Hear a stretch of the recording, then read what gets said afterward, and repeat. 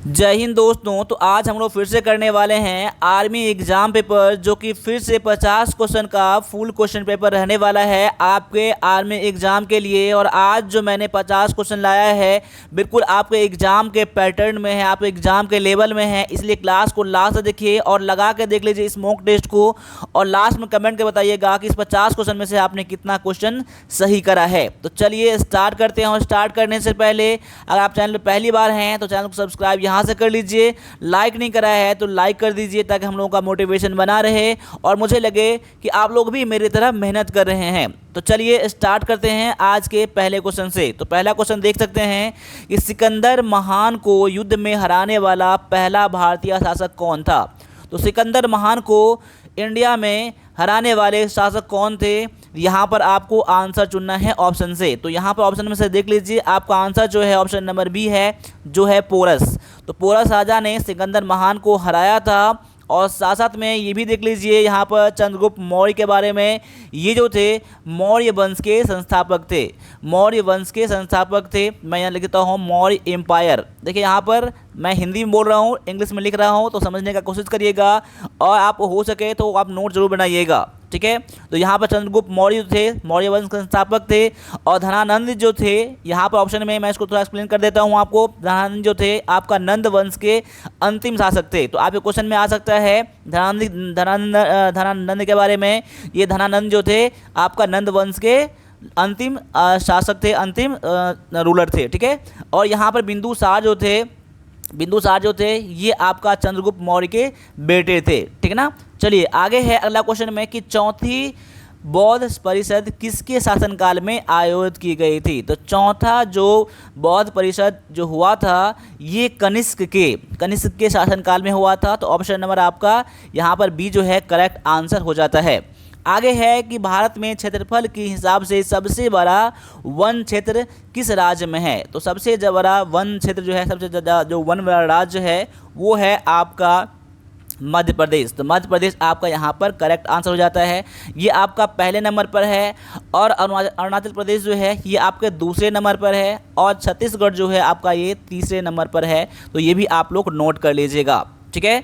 आगे देख लीजिए अगला जो है कोयना बांध किस भारतीय राज्य में स्थित है। तो कोयना बांध जो है सबसे पहले देख लीजिए ये जो है कोयना रिवर पर है, ठीक है ना, कोयना रिवर पर है। और ये कोयना बांध जो है ये महाराष्ट्र में है। कहाँ पर है, ये महाराष्ट्र में है। तो ये भी आप लोग नोट कर रख लीजिएगा। और यहाँ पर एक तमिलनाडु की बात में है, तमिलनाडु में एक जो आपका जो बांध है, ठीक है, ये है आपका मेट्टूर, ठीक है, मेट्टूर डैम है। तो ये भी आप लोग नोट कर लीजिएगा, मेट्टूर डैम। और यहाँ पर कर्नाटक में एक और मैं डैम का लिखवा रहा हूँ, कृष्णा राजा सागर डैम है, कृष्णा राजा सागर डैम, ठीक है ना, सागर डैम, ये भी नोट कर लीजिएगा। और गुजरात में जो है बहुत ज़्यादा इंपॉर्टेंट जो आपके एग्जाम में आ जाता है, यह है आपका सरदार सरोवर डैम, ठीक है, सरदार सरोवर डैम। इसको आप जरूर नोट कर लीजिएगा, ठीक है ना, क्योंकि गुजरात में कई बार ये क्वेश्चन आ चुके हैं इससे रिलेटेड, ठीक है। अब आगे है कि भारत का कौन सा क्षेत्र 5 नदियों की भूमि के नाम से जाना जाता है। यानी यहाँ पर स्टेट का नाम दिया गया है, तो कौन सा स्टेट है, ठीक है, जो कि 5 नदियों की भूमि कहा जाता है। तो ये जो आपका है पंजाब, ऑप्शन नंबर आपका ए करेक्ट आंसर है। 5 नदियों की भूमि क्या कहा जाता है, ये पंजाब को कहा जाता है। तो यहाँ पर ये भी देख लीजिए कौन कौन सा नदी इस स्टेट से गुजरती है। तो यहाँ पर देख लीजिए पहला नदी जो है आपका, देखिए आपको एग्जाम में क्वेश्चन नहीं आएंगे लेकिन हो सकता है कभी आपको आ जाए, ठीक है, झेलम, ठीक है। दूसरा जो है चेनाब, तीसरा है रावी, ठीक है, चौथा है आपका ब्यास, और ये आपका है सतलज, ठीक है ना। तो यहाँ पर देखिए झेलम, चेनाब, रावी और ब्यास और सतलज जो है ना आपका ये 5 नदियों की भूमि वाला राज्य को पंजाब कहा जाता है, ठीक है। आगे है कि भारतीय संविधान द्वारा कितने मौलिक अधिकार प्राप्त किए गए हैं। यानी हम लोगों को जो संविधान द्वारा, भारतीय संविधान द्वारा जो हम लोगों को अधिकार दिया गया है वो कितने टोटल अधिकार हैं। तो ये जो है टोटल हम लोगों को 6 अधिकार दिया गया है। पहले 7 था लेकिन आपका 7 एक हट कम करके 6 कर दिया गया। यानी किसको कम किया गया, तो राइट ऑफ पॉवर्टी था ना, राइट ऑफ पॉवर्टी था, ठीक है ना, ठीक है ना, ये हटाकर VRTY, ठीक है ना, ये आपका हटाकर यानी कि अब 6 बन गया है। तो 6 आपको याद रखना है, ठीक है। और कौन कौन से थे, तो मैंने आपको यहाँ पर एक स्क्रीनशॉट दे दिया मैंने आपको, यहाँ पर इसको भी नोट कर लीजिएगा। तो यहाँ पर देखिए, यहाँ पर 1 ये, 2 ये, 3 ये, 4 ये और 5 और 6 आपका ये है, ठीक है ना। आप इसमें से क्या याद करना आपको, देख लीजिए। तो समानता अधिकार जो है कौन से अनुच्छेद के अंतर्गत आता है, तो ये नोट कर लीजिएगा। ये आप एग्जाम में आते हैं, बहुत ज़्यादा आते हैं। राइट ऑफ इक्वलिटी आपका इंग्लिश में भी मैंने दे दिया आपको। स्वतंत्रता का अधिकार, राइट ऑफ फ्रीडम, तो यहाँ पर कौन सा अनुच्छेद के अंतर्गत आता है, तो इसको भी आप लोग नोट कर लीजिएगा। आप एग्जाम में बहुत काम आने वाला ये है, ठीक है ना। चलिए आगे है कि INS अरिहंत किस प्रकार की जहाज़ों की श्रेणी में आता है। INS अरिहंत के बारे में सुना होगा, ये कौन सा आता है, कौन से जहाज़ की श्रेणी में आता है, तो ये जो है आपका एक सबमरीन है, यानी पनडुब्बी है। तो ऑप्शन नंबर आपका बी यहाँ पर करेक्ट आंसर हो जाता है। अब अगले क्वेश्चन को भी देख लीजिए यहाँ पर कि किस भारतीय नदी को दक्षिण गंगा कहा जाता है, यानी कि which Indian river is referred as Dakshin Ganga. दक्षिण गंगा को कौन सी नदी को कहा जाता है, तो यहाँ पर देख लीजिए ये जो है आपका गोदावरी को कहा जाता है। तो ऑप्शन नंबर आपका ए यहाँ पर करेक्ट आंसर हो जाता है।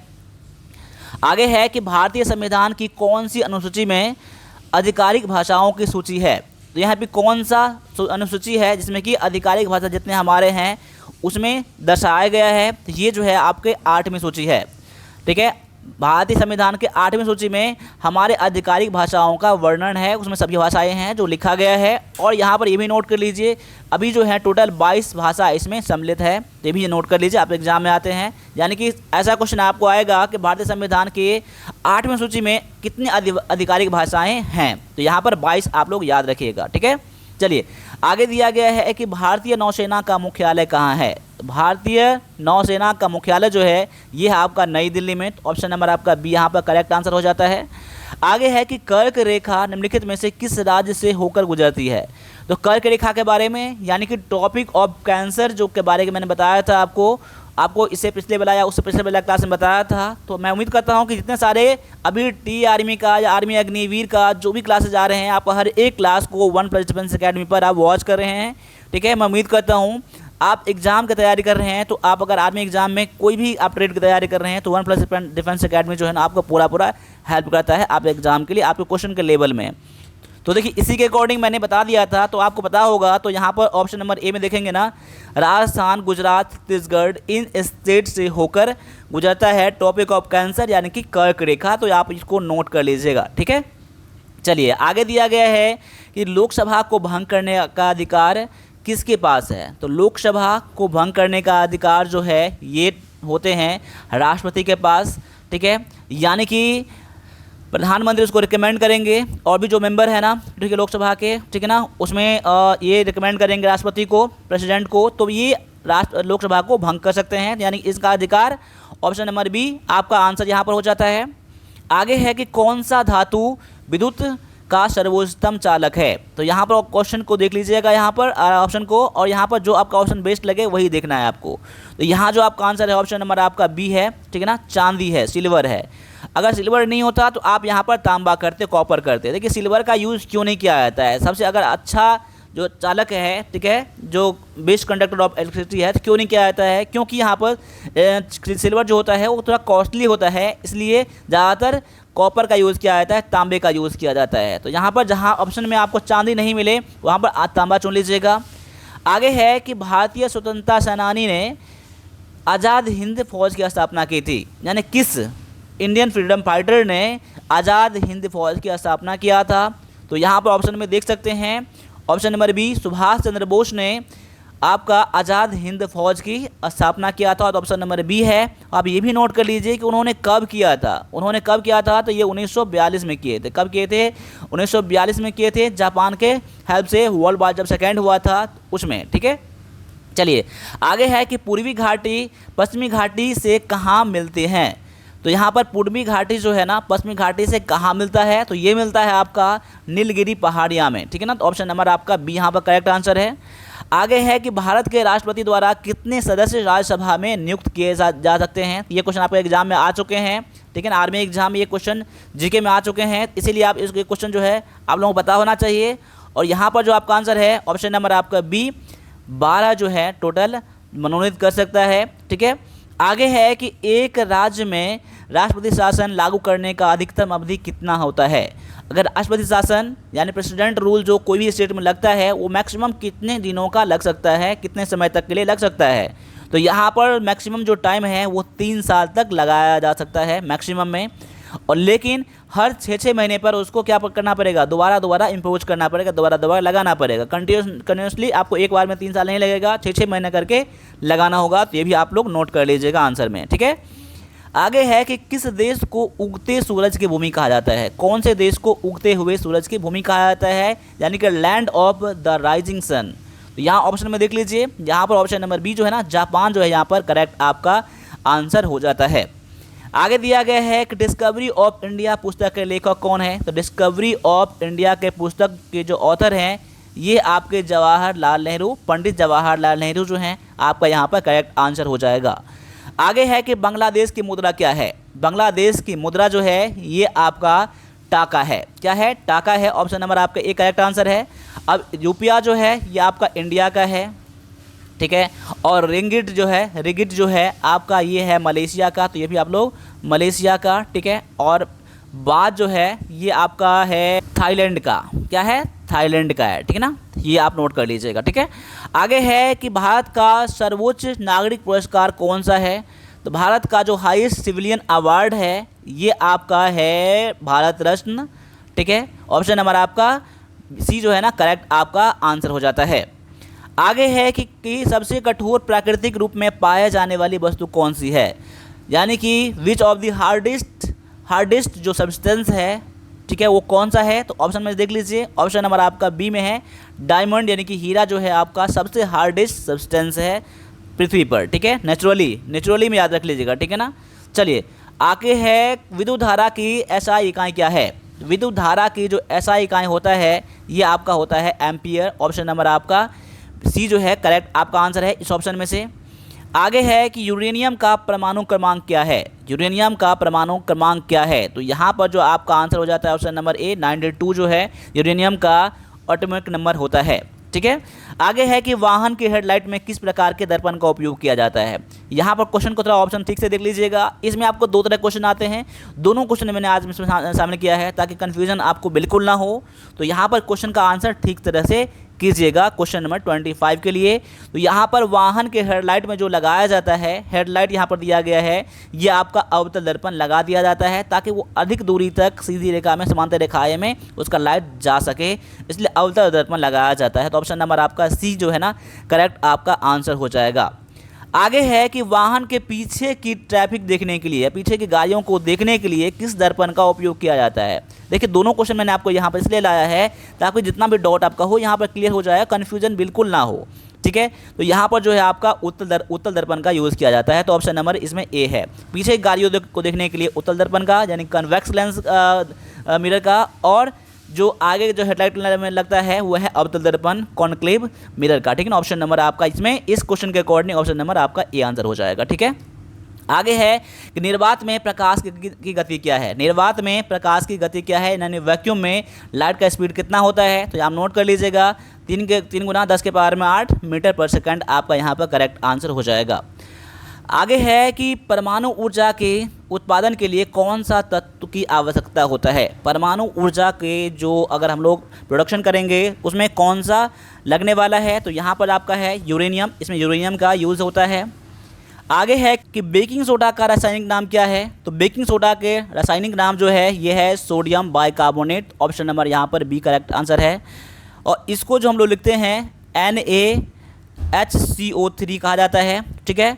और यहाँ पर देखिए सोडियम कार्बोनेट जो है ना, सोडियम कार्बोनेट को वाशिंग सोडा कहा जाता है। तो इसको भी आप लोग नोट कर लीजिएगा, ये मैंने करवा दिया था, ठीक है ना। वाशिंग सोडा कहा जाता है, ठीक है ना। और यहाँ पर जो है सोडियम हाइड्रोक्साइड को क्या कहा जाता है, इसे कहा जाता है आपका कास्टिक सोडा कहा जाता है यहाँ पर, ठीक है ना, कास्टिक सोडा कहा जाता है, ठीक है। और यह सोडियम क्लोराइड जो है ना इसे टेबल साल्ट कहा जाता है, नमक जिसे हम लोग कहते हैं, ठीक है ना, टेबल साल्ट, ठीक है ना। ये आपका इंपॉर्टेंट पॉइंट है, इसको भी नोट कर लीजिएगा आप लोग। आगे है कि मस्तिष्क का कौन सा भाग संतुलन और समन्वय को नियंत्रित करता है, यानी कि हमारे बैलेंस को कोऑर्डिनेशन करता है। ब्रेन को कौन सा पार्ट है जो हम लोगों का संतुलन बनाए रखता है। तो यहाँ पर जो आपका आंसर हो जाएगा 30 का, यह आपका हो जाएगा बी नंबर सेरिबेलम, आपका करेक्ट आंसर यहाँ पर है। आगे है कि विद्युत प्रतिरोध का एसआई यूनिट क्या है, एसआई इकाई क्या है, तो विद्युत आपका इसका जो है ओम कहा जाता है विद्युत प्रतिरोध का। आगे है कि रडार में किस प्रकार के तरंगों का उपयोग किया जाता है। तो रडार में जो प्रयोग किया जाता है ये माइक्रोवेव्स का यूज़ किया जाता है, यानी कि ऑप्शन नंबर आपका डी करेक्ट आंसर है। आगे है कि सिरके में सामान्यतः कौन सा अम्ल पाया जाता है। देखिए ये मैंने क्वेश्चन कई बार आपके यहाँ पर ला दिया हूँ कि ये वाला क्वेश्चन सब जो है ना अम्ल वाला यहाँ पे आने के चांसेस बहुत ज़्यादा होता है, ठीक है ना। कभी कभी मैं इस क्वेश्चन को रिपीट करता रहता हूँ ताकि आपका फिर से रिवाइज हो सके, अगर जिसको नहीं पता है। यहाँ पर ऑप्शन आप ठीक से चुन लीजिएगा, ठीक है। तो आपका यहाँ पर आंसर जो हो जाएगा ऑप्शन नंबर आपका ए एसिटिक एसिड हो जाएगा, ऑप्शन नंबर ए, ठीक है ना। आगे है कि सोने का रासायनिक प्रतीक क्या है। तो सोने का जो सिंबल है केमिकल सिंबल ये होता है AU, ऑप्शन नंबर आपका दिया गया है बी में। यहाँ पे एग्जाम में आ चुके हैं क्वेश्चन। आगे दिया गया है कि निम्नलिखित में से कौन सा एक नोबल गैस है। नोबल गैस जो आपका है इसमें से नियोन को कहा जाता है। नियोन जो है ना आपका एक नोबल गैस है। आगे देखिए यहाँ पर 15 क्वेश्चन मैथ के लिए है, तो जहाँ वीडियो जहाँ लगे पॉज करना है, वीडियो को पॉज कर लीजिएगा और फिर ये मेरे आंसर से मैच करिएगा आप लोग बनाकर, ठीक है ना। तो क्वेश्चन को देख लीजिए आप क्या कर रहा है कि एक व्यक्ति 720 रुपया में एक वस्तु बेचता है और 10% का नुकसान उठाता है, तो वस्तु की लागत मूल्य कितना है।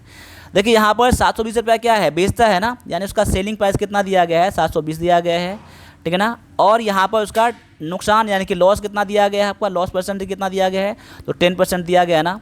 तो आप पूछ रहा है उसका वस्तु का लागत मूल्य यानी कि कॉस्ट प्राइस पूछ रहा है आपको। तो कॉस्ट प्राइस का फॉर्मूला क्या होता है, जब उसका सेलिंग प्राइस दिया रहे और लॉस दिया रहे, तो इसके लिए फार्मूला होता है आपका सेलिंग प्राइस इंटू में 100 अपॉन में 100 माइनस में लॉस परसेंटेज रहता है, ठीक है ना।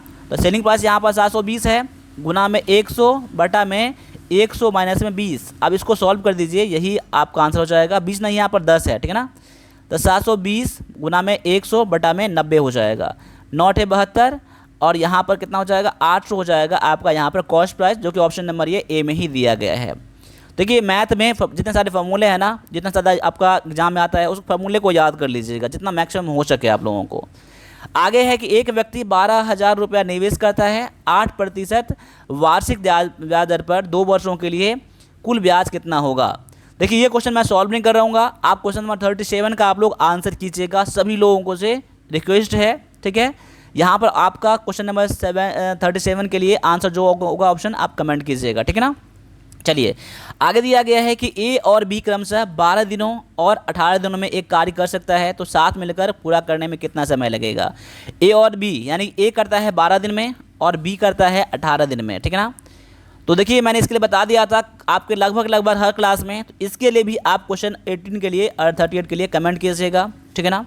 चलिए आगे दिया गया है कि एक ट्रेन जो 72 किलोमीटर प्रति घंटा गति से चल रही है एक प्लेटफॉर्म को 30 सेकंड में पार कर लेती है, तो अगर प्लेटफॉर्म की लंबाई 300 मीटर है तो ट्रेन की लंबाई कितना है। मैंने क्या बताया था, जब एक प्लेटफॉर्म को पार करेगा ना, जब एक प्लेटफॉर्म को पार करेगा तो टोटल डिस्टेंस कितना हो जाएगा, प्लेटफॉर्म की लंबाई प्लस में ट्रेन की लंबाई, ठीक है ना। तो आपको डिस्टेंस निकालने के लिए यहाँ क्या करना पड़ेगा, डिस्टेंस का फार्मूला क्या होता है, डिस्टेंस का फार्मूला क्या होता है, स्पीड इंटू में टाइम होता है। क्या होता है, स्पीड इंटू में टाइम होता है। तो स्पीड कितना दिया गया है, यानी कि 4 गुना में समय होता है। देखिए आपका दिया गया है 72 किलोमीटर प्रति घंटा, तो मैं 72 कर दूंगा, लेकिन ये भी ध्यान रखिएगा यहाँ पर किलोमीटर पर आवर में है, ठीक है, और यहाँ पर सेकंड में है, ये भी आप लोग याद कर देख लीजिएगा। तो पहले किलोमीटर पर आवर को आपको किस में चेंज करना पड़ेगा, मीटर पर सेकंड में। इसको हम 5/18 से गुना करेंगे तो क्या बन जाएगा, ये आपका मीटर पर सेकंड। अब गुना कर दिए 30 से। अब देखिए यहाँ पर गुना करके भाग करके कितना आपका आ जाएगा, 18 चौका 72, 5 चौका 20 और यहाँ पर हो जाएगा 600। यानी टोटल डिस्टेंस कितना हो गया, यानी टोटल दूरी कितना चला, तो 600 मीटर चला। अब 600 मीटर जो क्या है, प्लेटफॉर्म की लंबाई और ट्रेन की लंबाई दोनों है, तो यहाँ पर ट्रेन की लंबाई कैसे निकालेंगे, तो ट्रेन की लंबाई निकालने के लिए टोटल डिस्टेंस माइनस में आपका प्लेटफॉर्म की लंबाई 300 दिया गया है, आपका 300 कम कर दीजिए, तो आपका आंसर क्या हो जाएगा, 300 मीटर ट्रेन की लंबाई हो जाएगा। ऑप्शन नंबर आपका सी में दिया गया है। आगे है कि एक दुकानदार एक वस्तु को लागत मूल्य से 40% अधिक अंकित करता है और 20% की छूट देने के बाद विक्रय मूल्य इतना हो जाता है, तो वस्तु का लागत मूल्य कितना है। देखिए यहाँ पर मान लूँगा कि कॉस्ट प्राइस कितना है, तो x है, ठीक ना। अब x को क्या कर रहा है कि आपको अधिक कर रहा है ना 40%, तो मैंने क्या बताया था आपको, गुना कर दीजिए 140 बटा में 100। देखिए कोई वस्तु का अगर 100 होता है ना, 40% एक्स्ट्रा करेंगे ना तो 40/100 यानी कि 140, 100 प्लस में 40/100 वही आपका हो जाएगा, बढ़ के हो जाएगा। अब क्या कर रहा है, 20% की छूट दे रहा है ना। अब 100% में से 20% की छूट देगा ना, तो 20% कम करेंगे तो 80% हो जाएगा ना, 80% उसका बच जाएगा ना। तो गुना में 80/100 कर दीजिए, बराबर में अब क्या बच जाएगा आपका, आपको वही विक्रय मूल्य ना। विक्रय मूल्य कितना हो जाएगा आपका, विक्रय मूल्य दिया गया 240। अब इसको सॉल्व कर दीजिए, यही आपका आंसर हो जाएगा। जैसे देखिए यहाँ पर x बराबर क्या हो जाएगा आपका 240 गुना में, अब मैं इसको दोनों को मैं इस तरफ करूँगा, ठीक है ना। अब 100 बटा में कितना हो जाएगा 140, और यहाँ पर 100 बटा में आपका हो जाएगा 80, ठीक है ना। आप देखिए यहाँ पर तो ये हो जाएगा 8 तरीके में 24, 30। अब यहाँ पर क्या बच जाएगा, 0 से 0 कट जाएगा यहाँ पर। अब क्या बन जाएगा 3 गुना में 100 गुना में 100 बटा में कितना हो जाएगा 14। अब इसको सॉल्व कर लीजिए आप लोग, जैसे कि यहाँ पर देख सकते हैं, यहाँ पर इसको सॉल्व करना कितना हो जाएगा आपका ये, तो 3 आपको 2 से काटूंगा तो हो जाएगा 7, और 2 से काटूंगा कितना हो जाएगा 50, यानी 5 या 15, यानी कि 15 आपका 100 बटा में कितना हो जाएगा 7। अब इसको सॉल्व करेंगे ना तो आप अप्रॉक्स में आपका आंसर ऑप्शन नंबर आपका सी हो जाएगा आपका यहाँ पर, ठीक है ना। आप सॉल्व करके अप्रॉक्स में आपका आ जाएगा, ठीक है ना। चलिए आगे दिया गया है आपका कि 2 क्रमागत पूर्णांकों का वर्गों का योग 145 है, तो उन पूर्णांकों को ज्ञात कीजिए। क्रमागत मतलब क्या, आपका कंसिक्यूटिव नंबर, यानी कि पहला नंबर उसके बाद जो नंबर आता है ना वो उसको लगातार नंबर कहते हैं, ठीक है ना। देखिए ऐसे क्वेश्चन को सॉल्व करने के लिए आप ऑप्शन का हमेशा हेल्प लीजिएगा, ठीक है ना। जो आपको पूर्णांक पूछेगा कौन कौन सा पूर्णांक है, तो अब देखिए यहाँ पर 2 क्रमागत वर्ग करना है ना इसको। देखिए पहला नंबर सब जब देखते हैं 11 दिया गया है, 12 दिया गया है, तो देखिए 11 का कितना होता है वर्ग में, 12 कितना होता है, 11 का 121 और 12 का 144। अब दोनों को जोड़ेंगे तो इससे ज़्यादा ही हो जाएगा ना, तो आपका ऑप्शन नंबर ए नहीं होगा। और ऑप्शन में बी पे आते हैं ना, तो कितना हो जाएगा 49 और ये 64, यानी कि 8 9 13, ये भी नहीं आपका नहीं आएगा। 12 ये भी नहीं आपका आएगा। 8 9 को देखते हैं, देखिए 8 और 9 को देख लीजिए। 8 का स्क्वायर कितना हो जाएगा वर्ग 64, और यहाँ पर 9 का वर्ग कितना हो जाएगा 81। अब देखिए दोनों को जोड़िए यहाँ पर तो 145 हो जाएगा। आपका ऑप्शन नंबर ए डी जो है ना क्वेश्चन को पूरा पूरा सेटिस्फाई कर रहा है। तो ऐसे क्वेश्चन को बनाने के लिए आप ना यहाँ पर आप ऑप्शन का ही हेल्प लीजिएगा जिसमें ऑप्शन दिया रहे क्वेश्चन के अकॉर्डिंग, ठीक है ना। चलिए आगे दिया गया है कि त्रिकोण का क्षेत्रफल क्या है जिसका आधार 12 सेंटीमीटर है और ऊंचाई 8 सेंटीमीटर है। यहाँ पर देख सकते हैं, यहाँ पर इसका बेस कितना दिया गया है 12 सेंटीमीटर और इसका हाइट दिया गया है 8 सेंटीमीटर।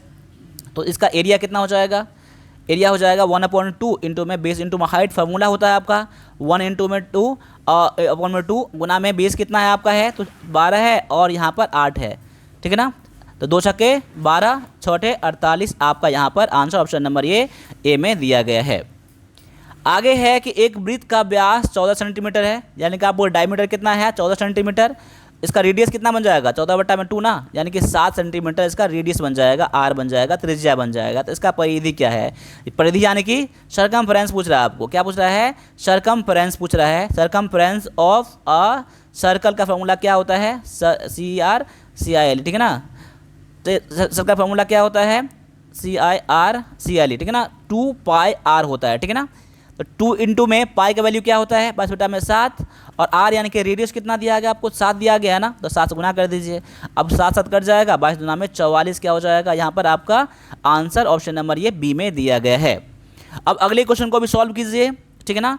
देखिए यहाँ पर अपनी तरह से आप सॉल्व कीजिएगा वीडियो को पॉज करके, ठीक है ना, फिर मेरे आंसर से मैच करिएगा। अगर नहीं पता है तो डायरेक्टली आप यहाँ पर देखते रहिए। तो यहाँ पर दिया गया है कि एक आयत की लंबाई उसकी चौड़ाई से दोगुनी है, यानी चौड़ाई जितना है ना, जितना ब्रेथ है ना उसका लेंथ दोगुना है। तो मैं मान लूँगा यहाँ पर, मैं मान लूँगा कि उसका लेंथ कितना है, मैं यहाँ पर एल कर देता हूँ, लेंथ एक्स मान लेता हूँ, माफ़ कीजिएगा यहाँ पर ब्रेथ आपका एक्स मान लूँगा यहाँ पर। तो लेंथ कितना बन जाएगा दोगुना है ना, तो लेंथ कितना हो जाएगा 2x हो जाएगा। उसका परिधि दिया गया है ना आयत की, यानी कि आपको यहाँ पर रेक्टेंगल का परिधि दिया गया है, पेरीमीटर दिया गया है आपको 60 सेंटीमीटर। तो इसके लिए पहले देख लीजिए यहाँ पर क्या होता है perimeter, meter of a rectangle क्या होता है 2 इंटू में लेंथ प्लस में ब्रेथ होता है। तो आपको यहाँ पर 2 इंटू में लेंथ प्लस ब्रेथ दिया गया है, कितना दिया गया है 60 सेंटीमीटर। अब देखिए 2 इंटू में लेंथ आपका 2 यहाँ पर कितना है 2x है, 2x कर दीजिए, 2x प्लस में आपका ब्रेथ क्या x माना है आपने, तो x बना दीजिए यहाँ पर, बराबर में 60 हो जाएगा। अब 2 इंटू में कितना बन जाएगा 2 1 3x बराबर में 60 ना। अब देखिए यहाँ पर 2 से काटेंगे 30 हो जाएगा और यहाँ पर 2 3 से काटेंगे तो 20 आपका 10 हो जाएगा। तो एक्स बराबर कितना आपका आ जाएगा, 10 आ जाएगा। इसको आप लोग खुद से सॉल्व कीजिएगा यहाँ से, ठीक है ना। और यहाँ पर एक्स बराबर 10 आ गया ना, तो एक्स क्या हो जाएगा आपका, ब्रेथ यानी कि चौड़ाई आपका दिया गया है एक्स। लेकिन आपको क्वेश्चन क्या पूछ रहा है, आपको लंबाई पूछ रहा है ना। लंबाई कितना दिया है, 2x ना, यानी 2x दिया गया आपको। तो 2 और x वैल्यू कितना है, 10 है, यानी कि 10 गुना में 20 हो जाएगा आपका टोटल लंबाई हो जाएगा। तो क्वेश्चन को आप गौर से देख लीजिएगा, क्वेश्चन बनाने के बाद भी ऑप्शन को आप ठीक से देखिएगा, ठीक है ना। चलिए आगे है कि एक समकोण त्रिभुज में यदि एक भुजा की लंबाई 6 सेंटीमीटर है और उसका कर्ण दिया गया है आपका 10 सेंटीमीटर, तो उसका दूसरी भुजा की लंबाई क्या होगा। यहाँ क्वेश्चन गौर से देख लीजिएगा। समकोण त्रिभुज कैसा होता है, समकोण त्रिभुज दिया गया आपको ऐसे, ठीक है ना। एक भुजा की लंबाई दिया गया आपको कितना, तो आपका 10 दिया गया है, 6 दिया गया है, और दूसरा भुजा का दिया गया है, कर्ण दिया गया है आपका 10 दिया गया है।